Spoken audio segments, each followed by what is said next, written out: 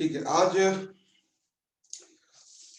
कल हमने एक क्वेश्चन दिया था आपको, टॉपिक है ये इकोनॉमिक सर्वे में भी है और इंडिया ईयर बुक में भी क्वेश्चन आएगा इस बार।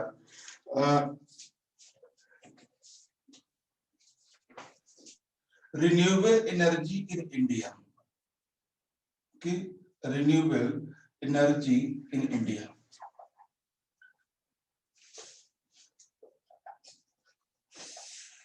Energy in India, renewable energy in India, ये टॉपिक है। क्लियर दिखाई दे रहा होगा आपको, रिन्यूएबल एनर्जी इन इंडिया। अभी क्या हुआ है कि जो G20 मेंबर हैं, G20 मेंबर है, उसमें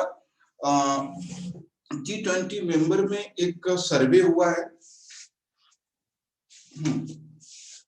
इन G20 country. Okay, in G20 countries India is only one, India is only country who apply Paris treaty। ठीक है।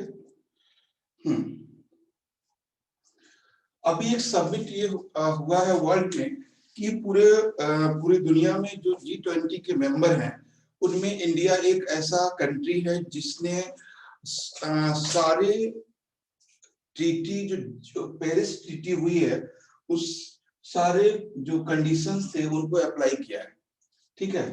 तो पहली बात G20 मेंबर के बारे में क्वेश्चन बन सकता है और जो पेरिस ट्रीटी है उसके बारे में बन सकता है। सिंपल क्वेश्चन बन सकता है कि जो पेरिस ट्रीटी है वो किससे रिलेटेड है।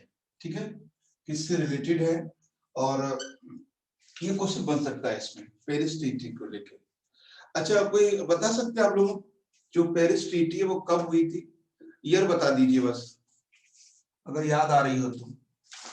व्हाट इज द ईयर, यानी कौन सा साल था वो?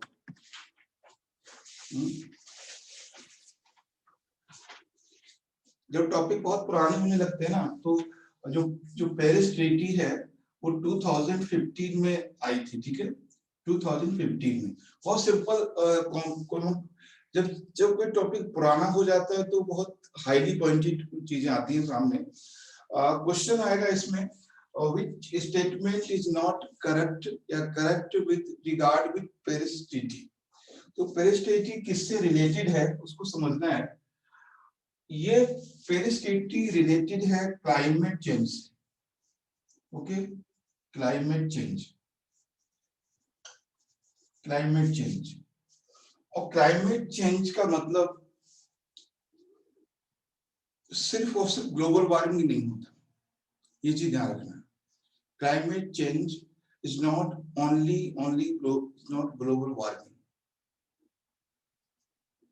ओके, इसमें जब क्लाइमेट चेंज की हम बात करते हैं, global warming is a part of climate change. ठीक है, global warming is a part of climate change. Climate change, ozone depletion. Okay, ozone depletion is also is a climate change and इनमें सिर्फ CO2 atmosphere पे control नहीं कर रहा है। Question ये बनेगा कि Paris treaty only relate to the control carbon emission. तो ये कार्बन इमिशन की बात नहीं कर रहा है और जो गैसेस है उनकी भी कंट्रोल की बात कर रहा है, यानी उन कंपोजिशंस की बात नहीं कर रहा है जो केवल ग्लोबल वार्मिंग से रिलेटेड है।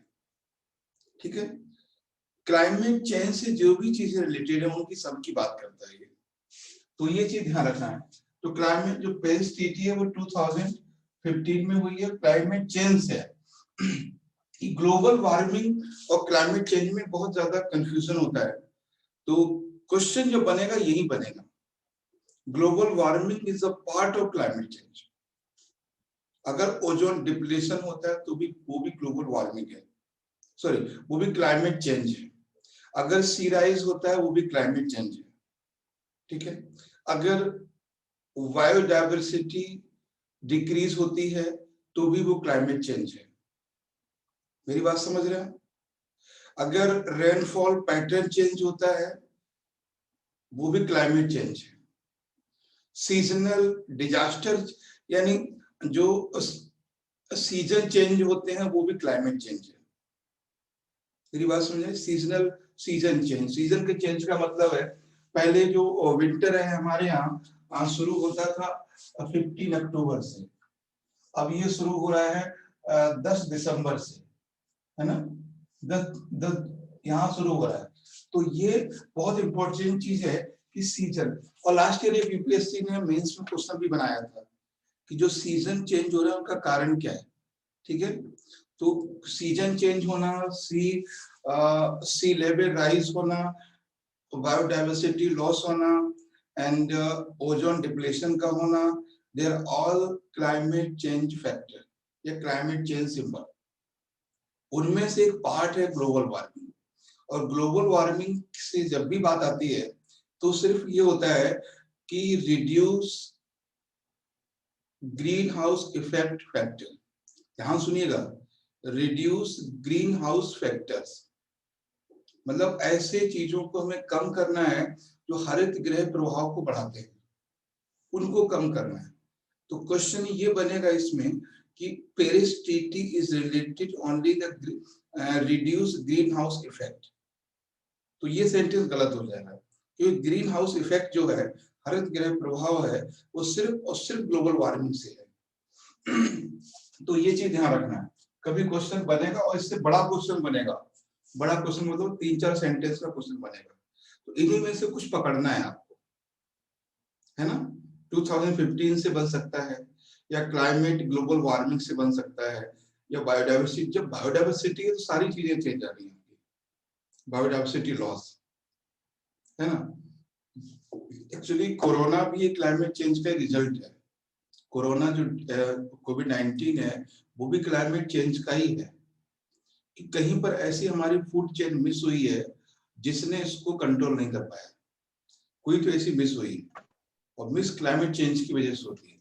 कि क्या होता है, जब जितनी भी स्पीसीज होती हैं वो सारी स्पीसीज एग्जिस्टेंस में है, अगर कभी भी उसके फेवरेबल क्लाइमेट कंडीशन चेंज होती है तो वो स्पीसीज खत्म हो जाती है, एक्सटेंड हो जाती है, इसी कहते हैं बायोडाइवर्सिटी लॉस, ठीक है। तो क्लाइमेट चेंज से बायोडाइवर्सिटी लॉस कैसे होती है वो आपको समझ में आ गया। मान लीजिए कि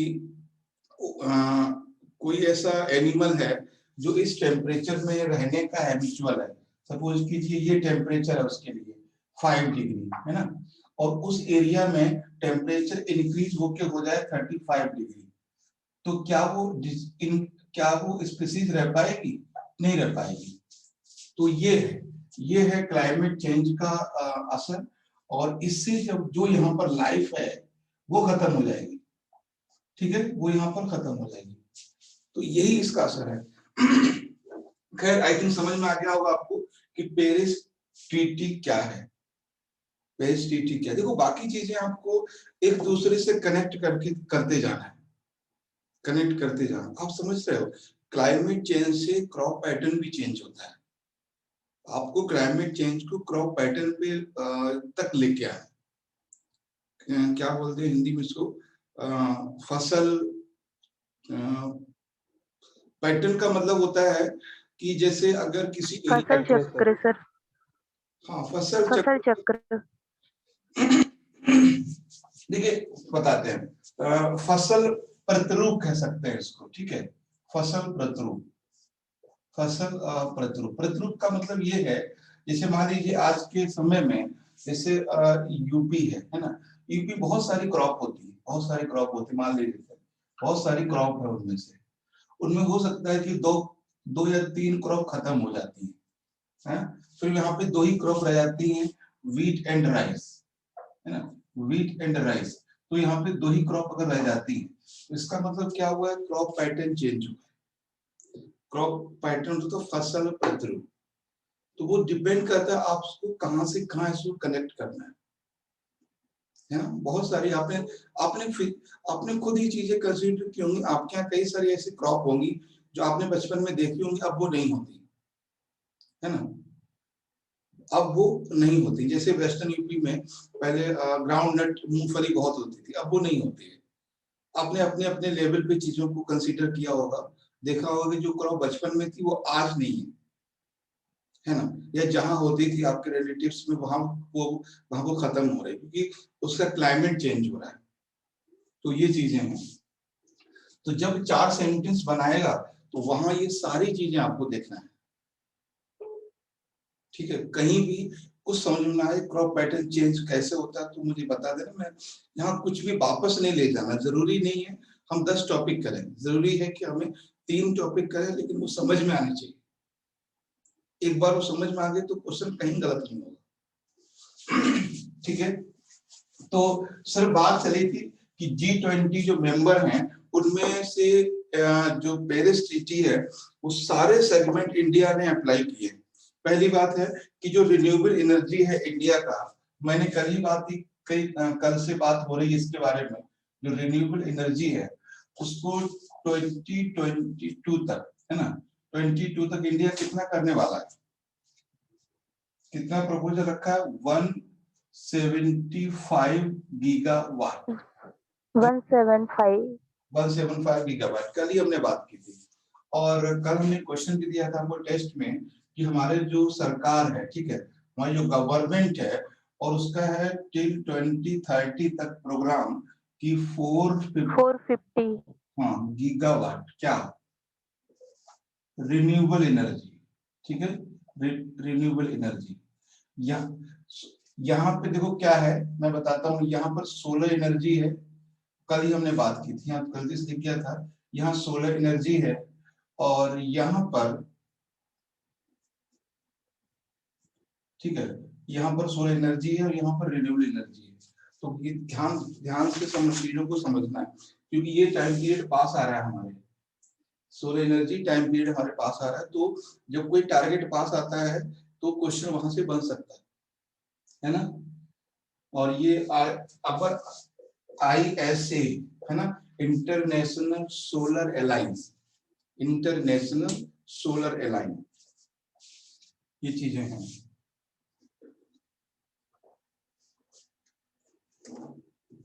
तो कल ही फिनलैंड से हमारी बात हुई है, हम लोगों की, देश भारत की, तो वहां ये चीजें आई हैं। कल मैंने आपसे क्वेश्चन पूछा था, शायद पता नहीं टेस्ट में पूछा था कि जो पोलर कंट्री हैं वो क्लाइमेट चेंज को लेकर क्यों सेंसिटिव रहते हैं, याद है।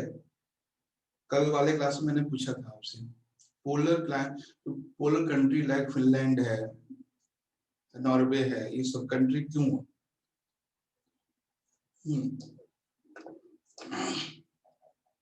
देखिए, अगर बात समझिए कि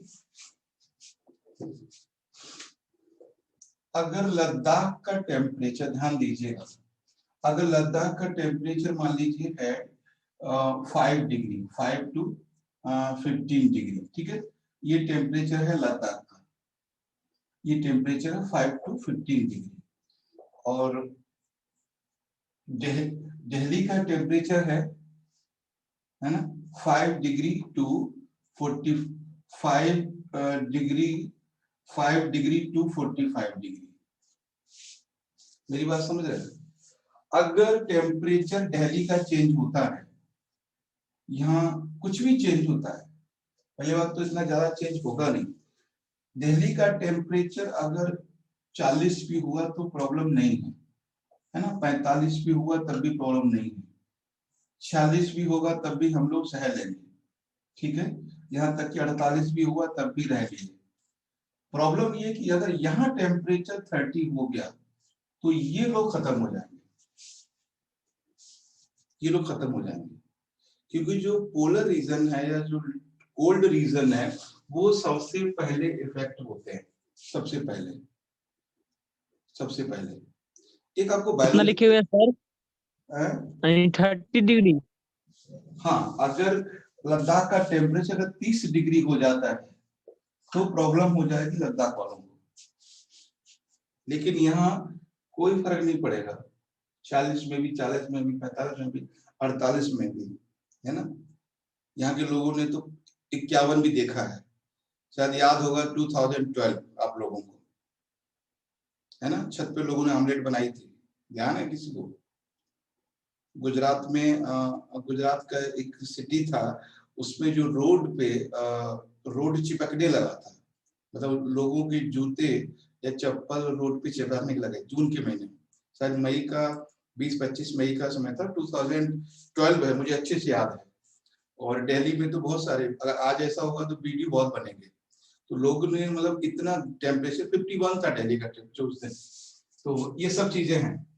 और लद्दाख की पे सर इतनी पर्पज क्या है जो वहां पर सर हमेशा मतलब 30 डिग्री मतलब गर्मी तापमान ज्यादा रहती है सर? कहाँ पर?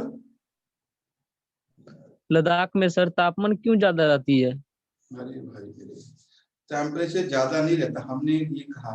पहले क्वेश्चन हमारा ये है कि फिनलैंड, नॉर्वे ठंडे इलाके हैं, इनका टेम्परेचर ये क्यों ग्लोबल वार्मिंग को लेके, क्लाइमेट चेंज को लेके इतना सेंसिटिव रहते हैं। तो हमने एग्जांपल दिया, जैसे दिल्ली का टेम्परेचर है 42, 46, 32, 5, 10, 15, 22, ये दिल्ली के लोग एडजस्ट कर पाते हैं। दिल्ली का मतलब बाकी रीजन भी है।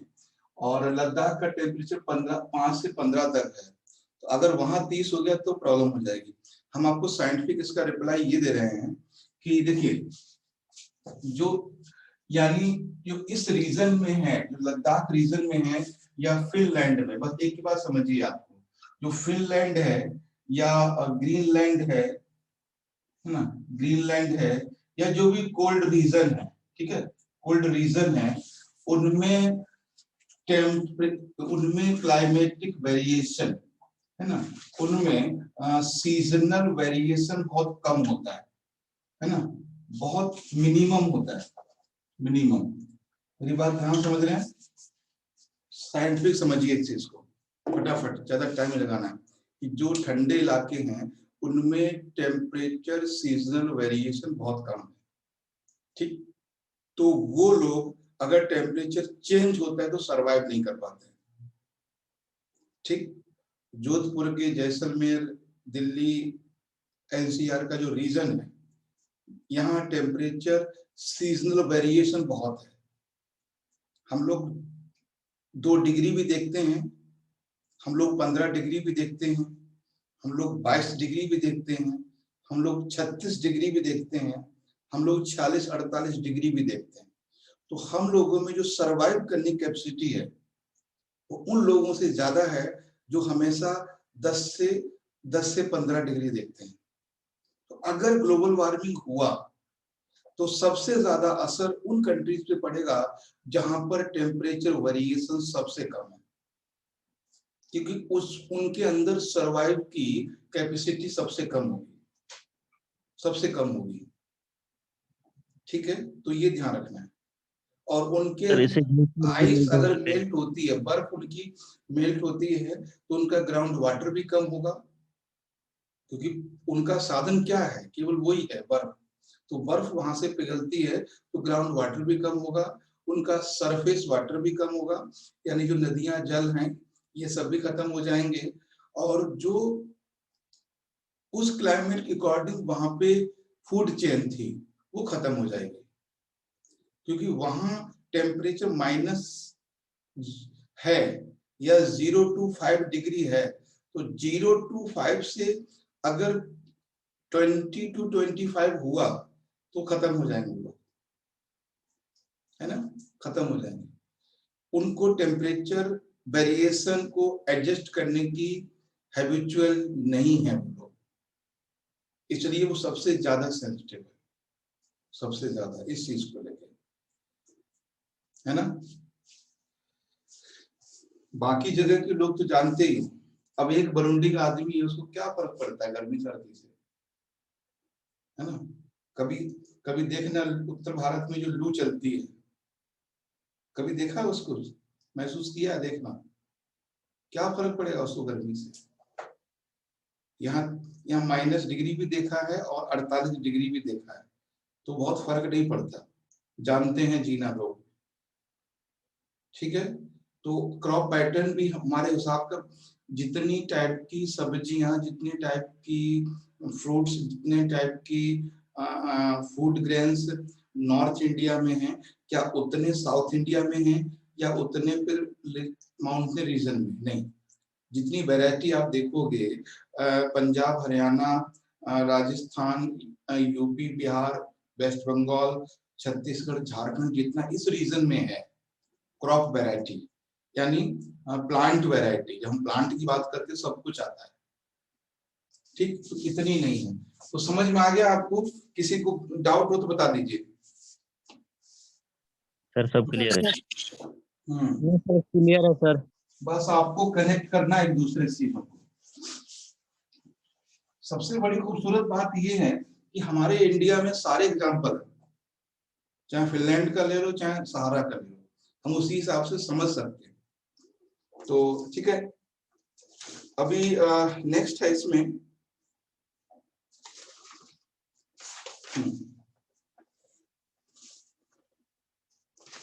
एक पीआईबी की न्यूज आई थी, आपने देखी भी होगी। अच्छा, अभी एक आया है ये टॉपिक,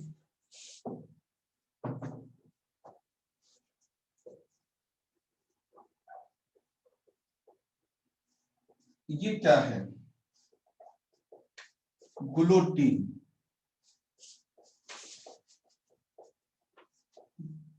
बता सकते हैं क्या है ये गुलोटीन? सर सर बिना चर्चा के बजट में कुछ प्रस्तावों को पास कर देना। बिना चर्चा किए बजट में कुछ प्रस्तावों को पास कर, प्रस्ताव को पास। ठीक है, एकदम सही है।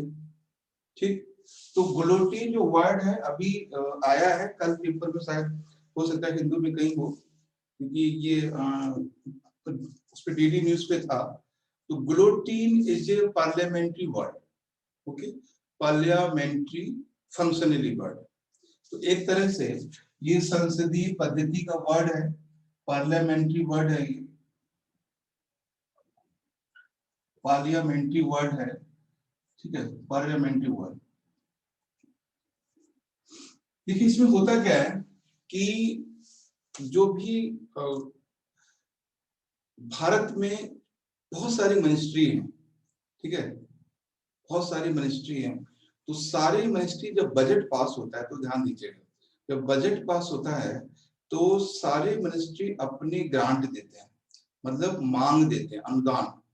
तो बोलते हैं हमें इतना अनुदान चाहिए। जैसे मान लीजिए अगर एजुकेशन मिनिस्ट्री है, तो एजुकेशन एचआरडी ने अगर बोला कि हमें इतना पैसा चाहिए, सपोज कीजिए उन्हें कहा भाई हमें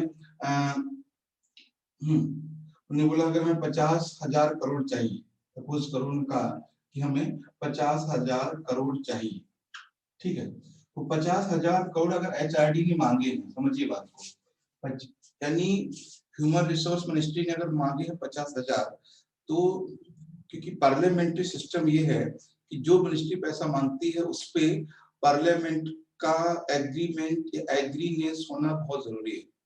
तो कभी कभी जब बजट, अभी बजट सेशन चल रहा है, तो होता क्या, टाइम कम होने की वजह से और जितना भी जिस डिपार्टमेंट को या जिस मिनिस्ट्री को जो पैसा दिया जाता है, अलाउ किया जाता है वित्त मंत्री के द्वारा, उस पर पहले चर्चा होती है, ये नियम है, ठीक है।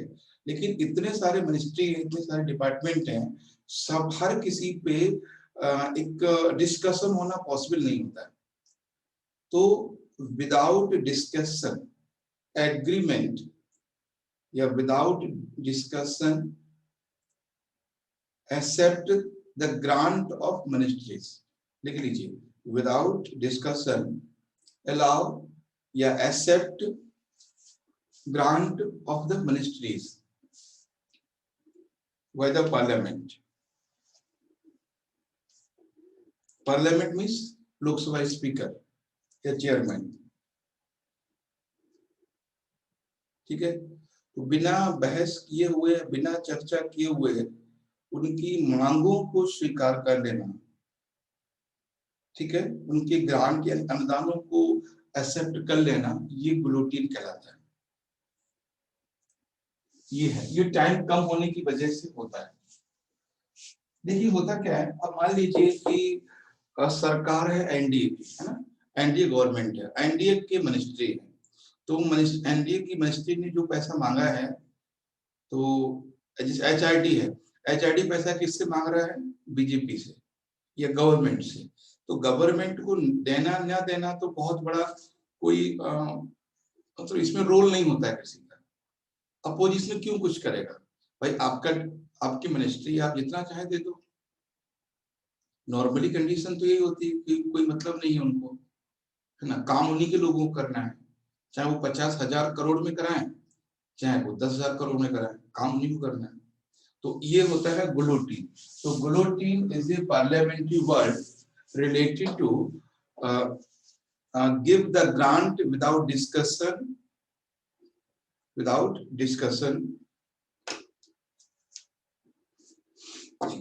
बिना किसी और चर्चा के उसको अनुदान को स्वीकार कर लेना। ठीक है, अच्छा ये तो हो गया आपका गुलोटीन का भी ये पूछ सकता है। मेरा क्वेश्चन सिर्फ ये है कि डिस्कशन क्यों जरूरी है पार्लियामेंट में किसी भी ग्रांट में? ग्रांट समझते हैं अनुदान, मतलब मांग। अगर हम शिक्षा मंत्री हैं तो हम सरकार से बोलेंगे हमें इतना पैसा चाहिए अगली साल के लिए, हमें ये काम करवाना है। तो क्या होता है कि बजट का टोटल जो ओवरऑल बजट होता है वो वित्त मंत्री बनाते हैं, लेकिन वित्त मंत्री जो पैसा है वो अनाउंस करते हैं। बता सकते हैं कि इस पे डिस्कशन क्यों होता है, क्यों? सर ताकि एनालिसिस किया जा सके कि जिस योजना या जिस चीज के लिए फंडिंग की जा रही है वो सही है या नहीं, या उससे ज्यादा तो नहीं है। उससे ज्यादा तो नहीं, ठीक है। और कुछ ये इंटरव्यू में कुछ बन सकता है आपके। देखो सीधे साफ समझना है आपको कि India is a democratic country, India has a parliamentary system. माना कि कांग्रेस के एमपी या बाकी जो जो अपोजिशन में हैं, है ना, जो गवर्नमेंट में शामिल नहीं है, वो जो लीडर हैं, वो जो वहां पर रिप्रेजेंटर हैं, उनका फिर क्या मतलब है ना? डेमोक्रेसी का मतलब क्या है कि अगर 1 रुपया भी खर्च हो रहा है तो वो जनता की एग्रीमेंट के बाद होना चाहिए, यानी जनता उसको कहे यस, तब होना चाहिए। और जनता वहां कौन है?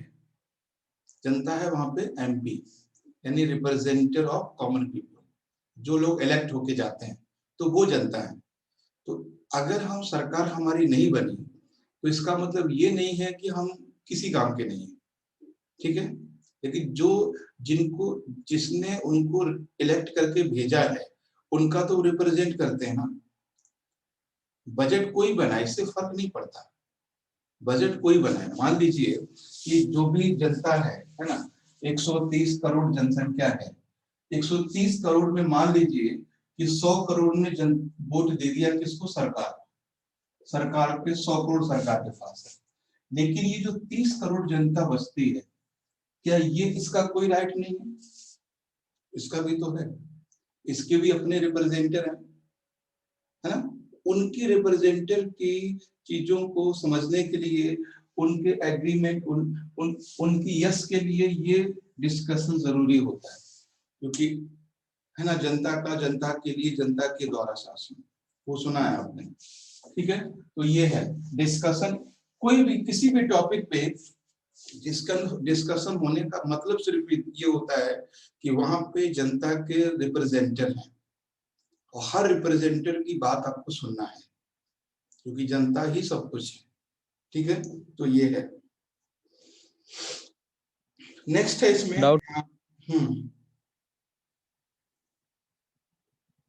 बताएं। सर बोले हैं कि जो भी योजना लॉन्च होती है, क्या जो भी योजना लॉन्च होती है वो पैसा वित्त मंत्री देते हैं क्या? वित्त मंत्री बजट बनाते हैं, ठीक है। वित्त मंत्री बजट बनाते हैं, बजट से ही पैसा मतलब इश्यू होता है। बजट के बाद भी एक बिल पास होता है, जिसको कहते हैं हिंदी में विनियोग विधेयक। जैसे बजट बन गया, बजट बन के बाद सारी मिनिस्ट्री को पैसा बता दिया कि आपको इतना मिलना है, इतना मिलना है। और फिर उस बजट जो पैसा, मान लीजिए हम HRD मिनिस्टर हैं, तो हमें पैसा पता, हमें रिटर्न में तो मिल गया कि भाई हमें इतना पैसा मिलना है 1 साल के अंदर खर्च करने के लिए, ठीक है। लेकिन वो पैसा मिलेगा कैसे? फिर एक नया विधेयक आता है, विनियोग विधेयक, ध्यान दीजिएगा, ठीक है। तो वो जो बिल है शायद आज पेश होने वाला है, जहां तक मुझे लग रहा है आज होगा, ठीक है। तो उसके बाद वो पास होगा, तब जाके पैसा मिलेगा। अगर वो पास नहीं होता है तो भी पैसा नहीं मिलेगा। ये सारी चीजों को ढंग से वॉच कीजिए, वित्त मंत्री को थोड़ा देखा कीजिए कर क्या रहे हैं, सारी पॉलिटिक्स समझ में आ जाएगी आपको, है ना। सारे वोट ऑन अकाउंट क्या होता है, लेखानुदान क्या है, ठीक है, ये ग्रांट क्या है, बजट क्या है, मिनिस्ट्री क्या है, डिस्कशन क्या है, तो सारी चीजें समझ में आएंगी आपको। तो ये तो पहला तो ये जानना है ना, कि पहला सिंपल जानना है कि है क्या, है ना। जैसे हमने कहा ये ग्लूटीन क्या था, हमने सिर्फ इतना समझा अभी, ग्लूटीन है क्या। फिर हमें ये बताया कि ये मतलब जो डिस्कशन होता है उसका रीजन क्या है, क्यों होता है। तो पहले आपको समझना है कि डिस्कशन है क्या, ग्लूटीन क्या है, फिर ग्लूटीन क्यों एक्सेप्ट किया गया है, या जो डिस्कशन है वो क्यों होता है। तो हमेशा एक बात ध्यान रखना है, हमेशा आपकी जो स्टडी है, प्रिपरेशन है, वो 3 स्टेप में होती है। सबसे पहले आप जान लीजिए ये है क्या, है ना। उसके बाद ये जान लीजिए कि ये क्यों है ना। फिर ये, उसके बाद ये क्यों है, फिर आप ये जान लीजिए कि इसका यूपीएससी से क्या लेना देना है, यूपीएससी से क्या रिक्वायरमेंट है इसकी। बस 3 स्टेज होता है, मतलब क्या है ये जानना है, सिंपल सा। जैसे हमने बोला कि ग्लोबल वार्मिंग टॉपिक है, ठीक है, ग्लोबल वार्मिंग टॉपिक है, तो फिर जानना ग्लोबल वार्मिंग होता क्या है। फिर हमें जानना है कि ग्लोबल वार्मिंग क्यों होता है, what is the reason of global warming. Second है कि ग्लोबल वार्मिंग को यूपीएससी में क्यों रखा गया है, क्यों नहीं दिया गया ये डॉक्टर्स को, सीपीएमटी में क्वेश्चन क्यों नहीं आते इससे, नीट में क्वेश्चन क्यों नहीं आते इससे, है ना, क्यों नहीं आते। बैंकिंग सेक्टर में से क्वेश्चन क्यों नहीं आते, आना चाहिए, वहां भी आना चाहिए। बीटेक में ये क्यों नहीं है ग्लोबल वार्मिंग, कॉमर्स में क्यों नहीं ग्लोबल वार्मिंग, क्यों ये ज्योग्राफी में है, ह्यूमैनिटी सब्जेक्ट में क्यों है, यूपीएससी में क्यों है। तो सारी चीज आपको क्लियर हो जाएंगी।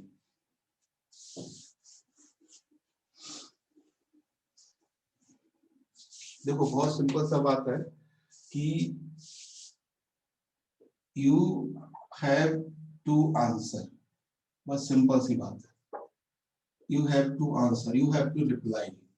ये बहुत जरूरी है, आपको रिप्लाई करना है, आपको पता हो या ना हो। सारा कुछ पता अगर है आपको, तो आपकी क्वालिटी क्या है। बहुत सारी ऐसी सर्कमस्टेंस आती है, जो बहुत सारी कंडीशंस होती है जहां आपको चीजें नहीं समझ में आती, पता नहीं होती, फिर भी रिप्लाई करना है। तो ध्यान रखना है, यू हैव टू आंसर, सभी बातों का आपकी बात आंसर होना जरूरी है, क्योंकि आपसे ऊपर कोई नहीं है वहां पर। सारे ऑफिसर आपकी तरफ देखते हैं, सारे कर्मचारी आपकी तरफ देखते हैं, सारा पॉपुलेशन आपकी तरफ देखता है, सीएम आपकी तरफ देखता है कि देखो क्या करने वाले हैं, है ना। कितना उम्मीद से सीएम आपको भेजता है वहां पे, और कितनी उम्मीद से आपके सबॉर्डिनेट आपके अंडर में काम करते हैं, ठीक। तो ये चीजें हैं, मतलब जैसे ना कि हमारे घर में पिताजी हैं, तो उनके पास सारे चीजों का जवाब है, आपको ऐसा लगता है, तो वही है, आप पिताजी होते हो वहां पे। मतलब नहीं पिताजी कहाँ से लेकर आते हैं, पर इतना पता है पिताजी हैं तो सब कुछ हमारे पास, उनके पास हर चीज का आंसर है, उनके पास हर प्रॉब्लम का सोल्यूशन है। उसी तरह से एक आईएएस ऑफिसर होता है, जब कोई प्रॉब्लम होगी तो एसएसपी भी डीएम को ही फोन करेंगे, है ना। तो ये चीजें हैं, तो आपको आंसर करना जरूरी है, बहुत जरूरी है, कुछ भी हो। जैसे मैंने आपको बताया था एक बार 2007 का ही बात है, 2007 में ही उन्होंने, मैंने बोला क्लास में आपको, 2007 में उन्होंने पूछा था क्वेश्चन, ठीक है, मेंस में पूछा था, हमें खूब याद है, लिखा था मेंस हमने। तो उन्होंने पूछा था कि जो ऐसा क्या किया जाए कि रोड पे जो पानी निकलता है वो ब्लॉक ना हो। क्वेश्चन ये था कि how to be better drainage system in urban area. Question ये था, how to be better drainage system in urban area. Hindi में ये लिखा था कि शहरी जल निकासी को कैसे सुधारा जाए। अब आप सोचिए, कहीं पढ़ा है आपने ऐसा? कहीं नहीं पढ़ा है, किसी बुक में नहीं है। ये 2007 की बात है, अभी तो हम लोग 22 में जी रहे हैं, 21 22 में जी रहे हैं। आप सोचिए कितना एडवांस होगा। ये 2007 में यूपीएससी कितना एडवांस था। अब लिखिए आप, इसका नेगेटिव ये है कि अगर आपने सिर्फ किताबों से पढ़ा है तो आंसर नहीं कर पाएंगे। किताबों से नहीं पढ़ा है, आपने खुद से समझा है चीजों को, तो आप जो बोलोगे वही आंसर है। बस ये है, आप जो डिस्कस, जो उसमें मेंशन करो वो एप्लीकेबल हो, दैट इज फाइनल आंसर। बस कुछ एकदम नया है तो सबसे अच्छा उसके लिए जो आंसर देना जानता है ना, जिसने किताबों से रटा नहीं है, तो हो जाएगा। ये है। अब मुझे ज्यादा तो याद नहीं है क्या क्या था उसमें, लेकिन कुछ बातें आप लोग भी इसमें लिख सकते हो कैसे किया जाए, कि बार बार नाले टूटती हैं उसको कैसे रोका जाए। तो बहुत सी बातें हैं वो। नेक्स्ट हम बात करते हैं इसमें, अभी क्या हुआ है,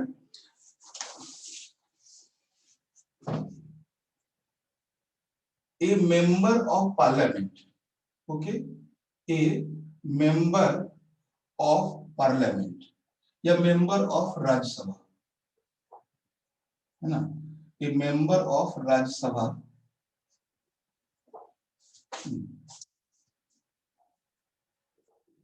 cannot go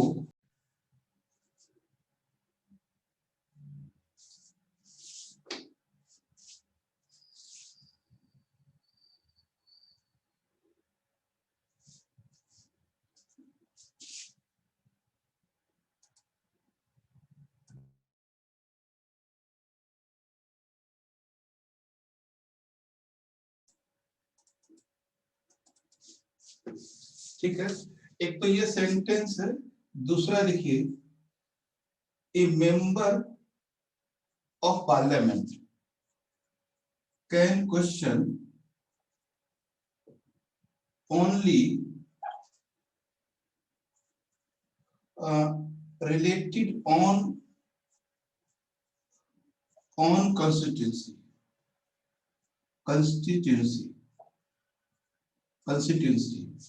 यानी निर्वाचन क्षेत्र। दो क्वेश्चन आपके सामने हैं, देखिए। अब ये दोनों क्वेश्चन हैं, अगर किसी ने पेपर पढ़ा होगा तो समझ जाओगे इन क्वेश्चन का देने का मतलब क्या है। पहला क्वेश्चन समझ लीजिए, पहला समझिए, ए member of Rajya Sabha can not go in general election, ठीक है, आफ्टर इलेक्ट और अपॉइंट इन राज्यसभा, आफ्टर इलेक्ट और अपॉइंट। मान लीजिए हम राज्यसभा मेंबर बने, 6 साल रहे, या रहने के समय क्या जनरल इलेक्शन लड़ सकते हैं या नहीं लड़ सकते, पहला क्वेश्चन। दूसरा है, ए member can question only related on constituency, यानी एक मेंबर लोकसभा केवल अपने निर्वाचन क्षेत्र के बारे में ही क्वेश्चन कर सकता है, रिलेटेड मिनिस्ट्री से। तो ये सेंटेंस बताइए कि इनमें से कौन सा सही है, दोनों सही है, दोनों गलत है। क्वेश्चन मेरा समझ गए हमने क्यों पूछा। अगर आपने पेपर आज का ध्यान से पढ़ा होगा, पेपर छोड़िए, पेपर में तो सब ऐसा ही है, अगर आपने पीआईबी या डीडी न्यूज के एआईआर को पढ़ा होगा, है ना, तो आपको समझ में आएगा मैंने क्वेश्चन। सर दोनों गलत है। दोनों गलत हैं। ये क्वेश्चन हमने क्यों पूछा बताइए पहले, फिर बताते हैं ऐसा क्या हुआ है। देखिए, स्वपन दास गुप्ता, है ना, Swapan Das Gupta, that is a member of Rajya Sabha. Sorry ये दिख नहीं रहा, यहाँ पे लिख देते हैं, ठीक है, यहाँ लिखिए स्वपन दास गुप्ता,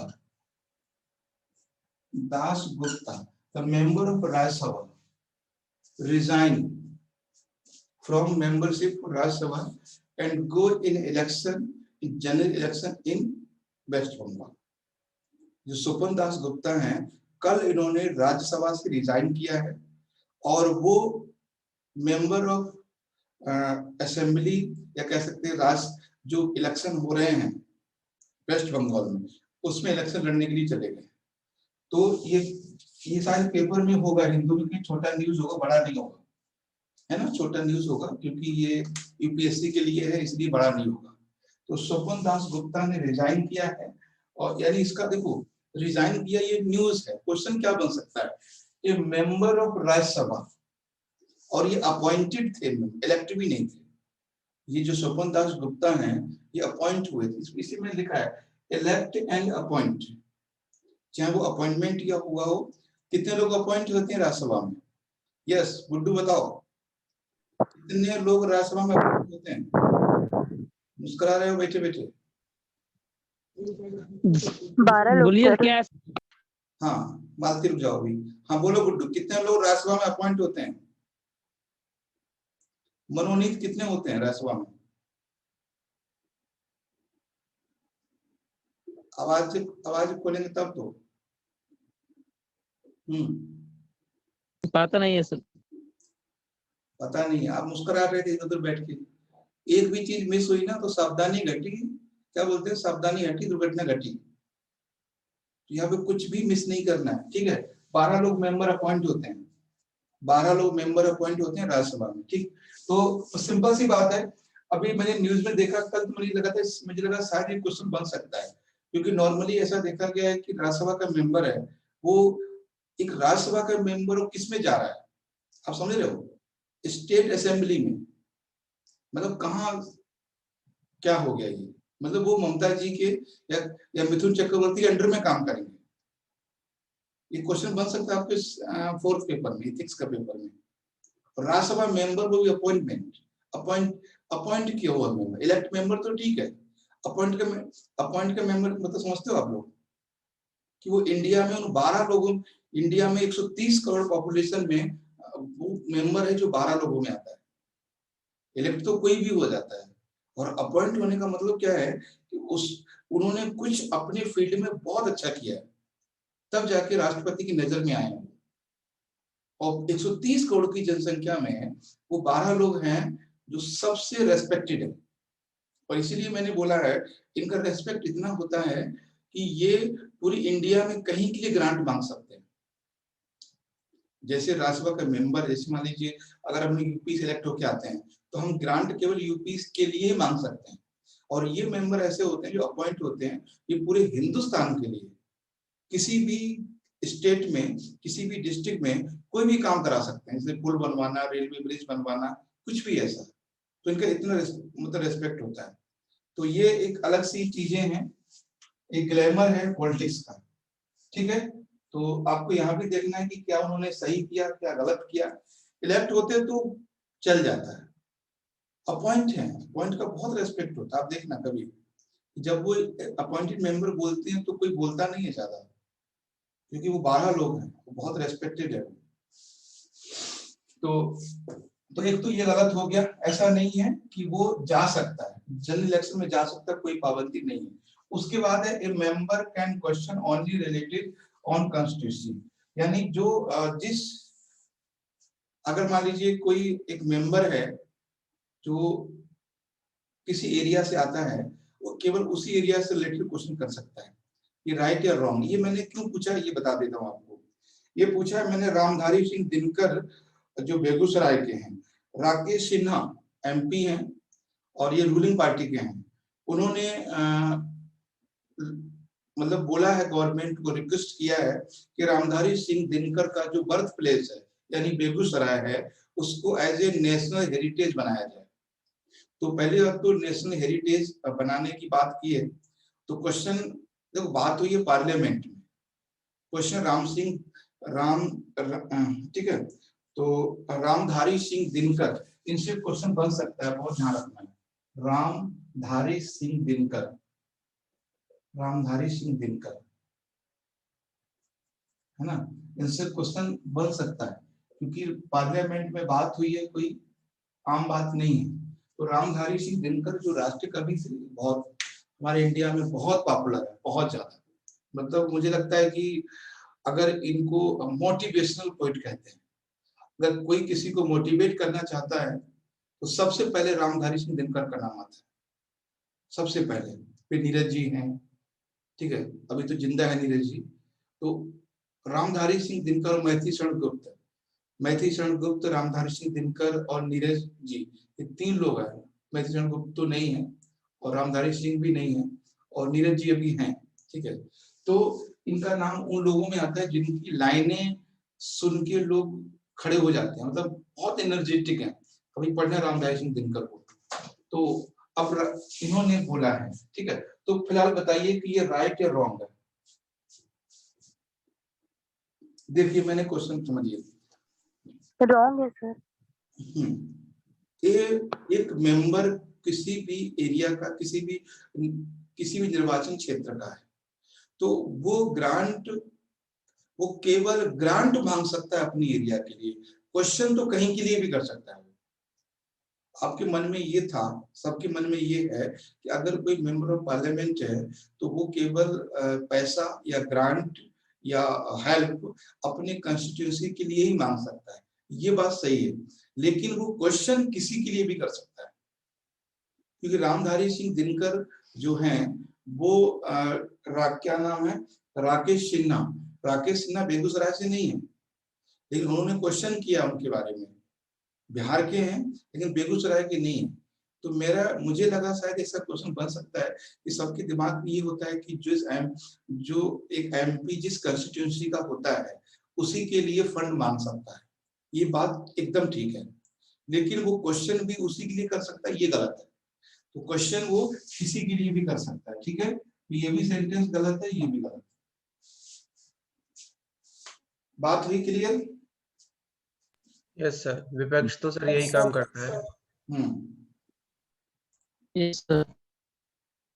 ठीक है, तो ये चीजें हैं। अब इनसे अब आपके क्वेश्चन पेपर पढ़ने का भी तरीका समझ में आएगा धीरे धीरे कि कैसे हमें न्यूज से क्वेश्चन पे जाना है।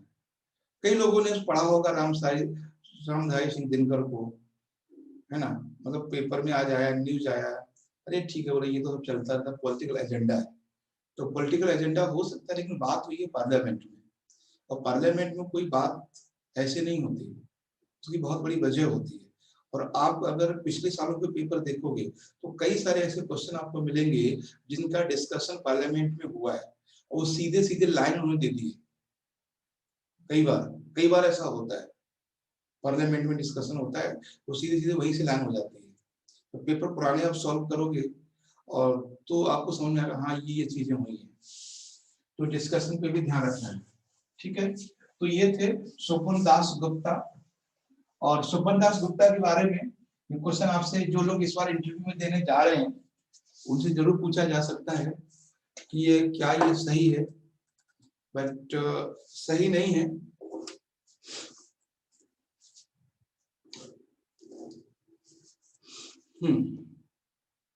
उसके बाद टाइम हमारे पास टाइम तो नहीं है, ठीक। अच्छा, बाकी जो टॉपिक थे हमने कल एक टॉपिक जो कल कुछ टॉपिक डिस्कस किए थे हमने, DFI, है ना। तो जो लोग टेस्ट में थे वो तो कर ही लिए थे। टॉपिक मैं बता देता हूँ, एक DFI है और एक मिनट,